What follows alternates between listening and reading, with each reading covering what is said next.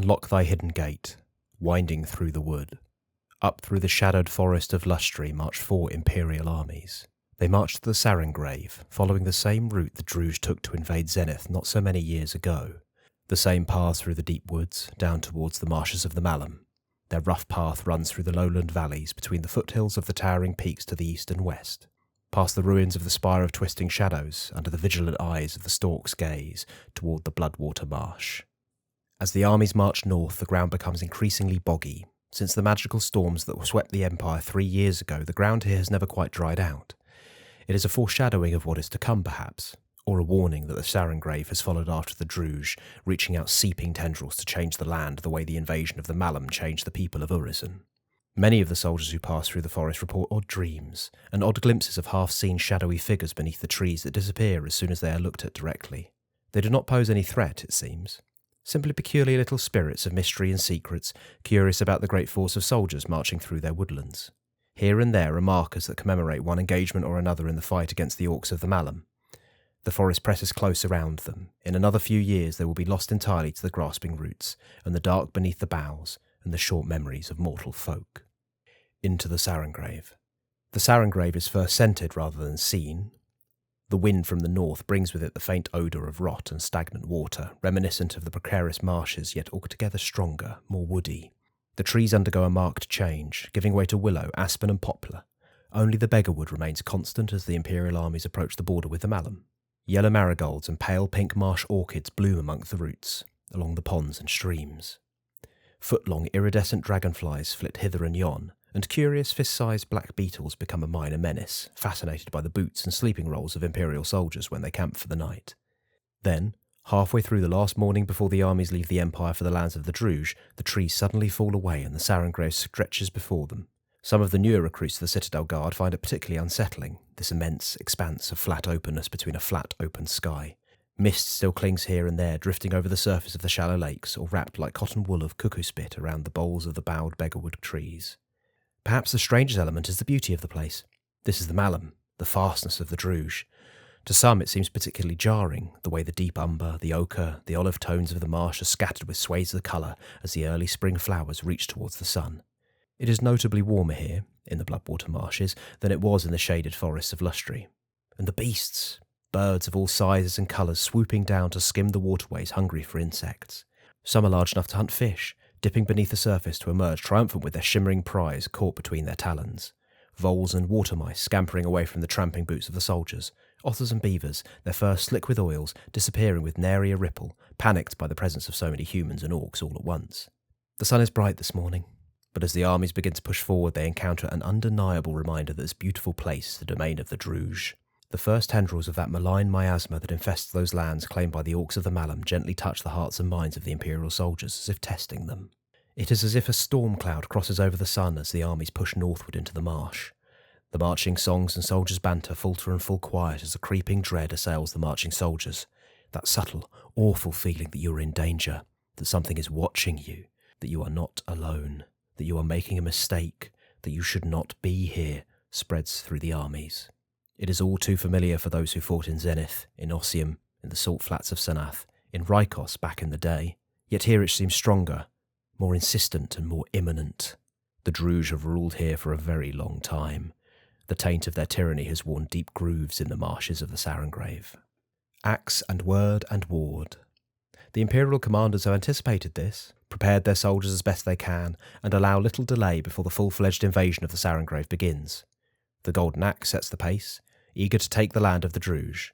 With steel in their fists and in their spirits, they are the legacy of the Vard made manifest, here to conquer what can be conquered, to bar the door against what cannot be defeated, and to endure what must be endured without flinching. An irresistible advance across the land they have marked as their own, driving their enemies before them. The traditional problems caused by having to maintain supply lines do not apply to the Vrushkan Axe. What they do not carry with them they take from the land they conquer, and this is a rich land, very different to Ossium in the north. The Bloodwater Marsh will provide well for them, burgeoning as it is with game and fish and other provender. Alongside them march the Crimson Schlachter, a cohort of warriors drawn from the fields of glory, their heavy helms forged in the fearsome visage of wolf or bear or snarling lion. The miasma does nothing to quell their eagerness for battle, for the chance to once again meet the Druge in battle, testing their blood-gold swords against the spite of the Malum. Their presence bolsters the spirits of the Varushkans as they march beside, with mortal and herald urging each other to greater feats of strength, endurance, and military prowess. As the general has said, everything behind is Imperial, everything front is barbarian. The Winter Sun and the Tower Jacks employ a more careful strategy designed to limit Imperial losses. Their battlefield physics, their doctors and bone setters, their warcasters and magicians well versed in the arts of healing and purification are deployed expertly in support of the soldiery. Risky tactics are eschewed, the lures and tricks of the Druj and their manipulative magic ignored or turned back against their originators.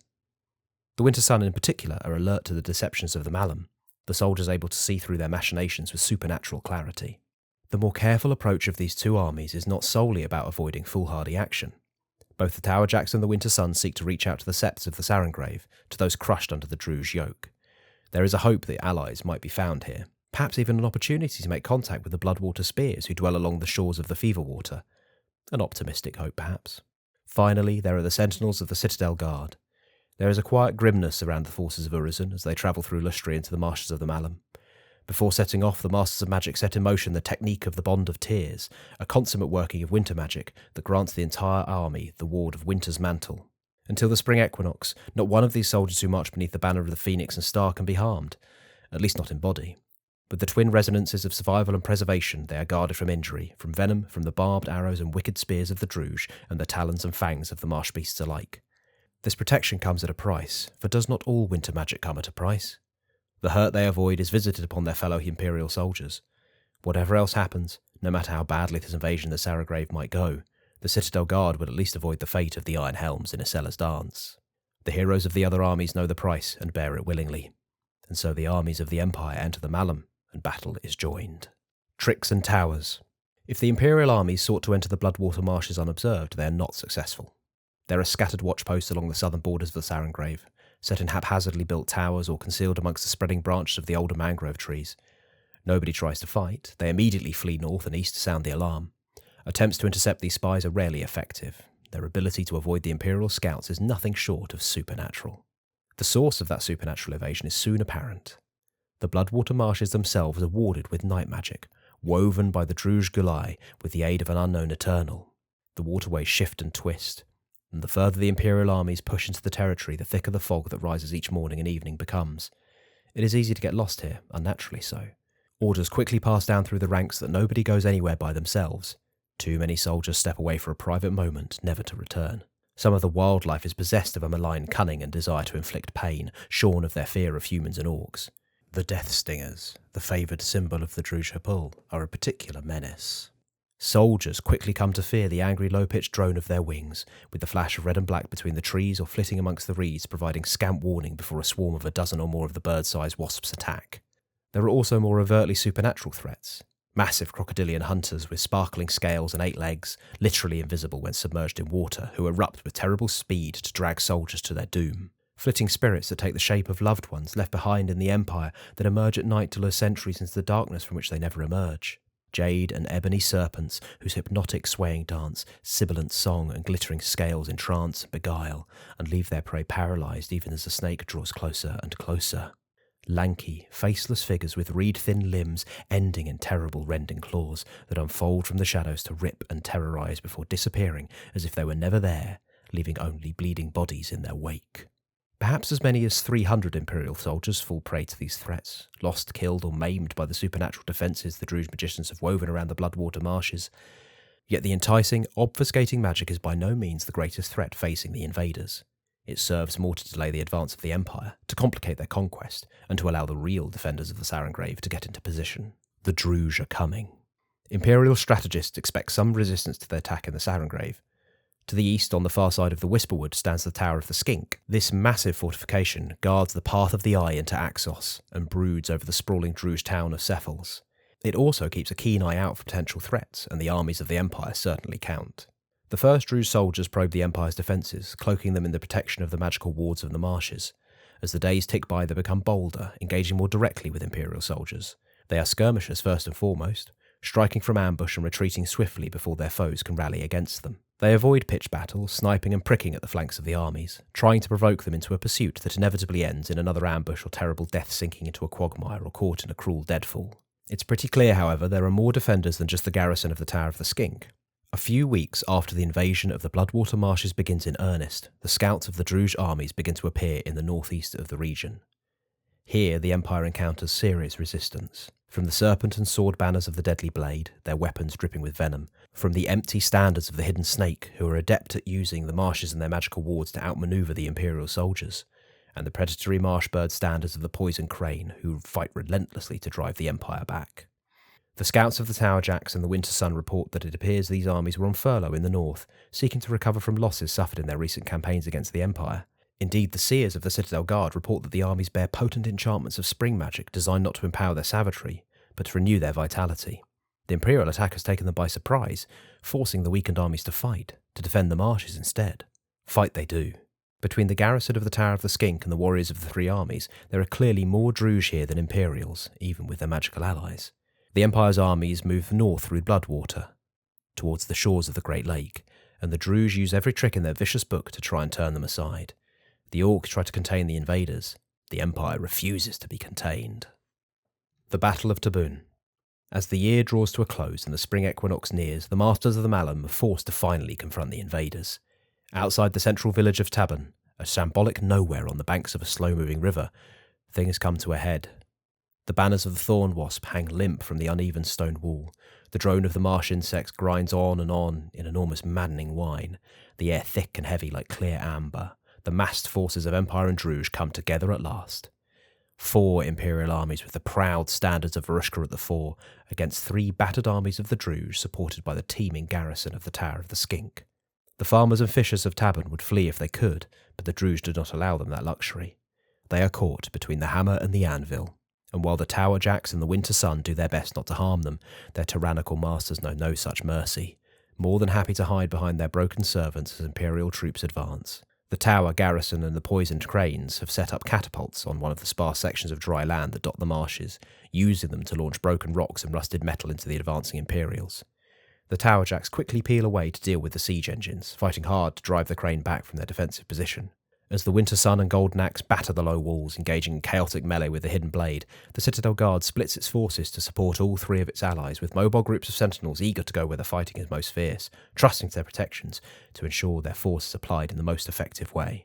The Winter Sun, possessed as they are of the clarity of the Master Strategist, note the danger minutes before the trap closes. The guerrilla fighters of the Hidden Snake live up to their names. They have scattered across the marshes in cunningly concealed hides, or buried themselves in shallow trenches, or in a few cases slipped into the pools using hollow reeds to breathe. As the Empire moves forward, they erupt from their concealment, targeting the Citadel Guard specifically.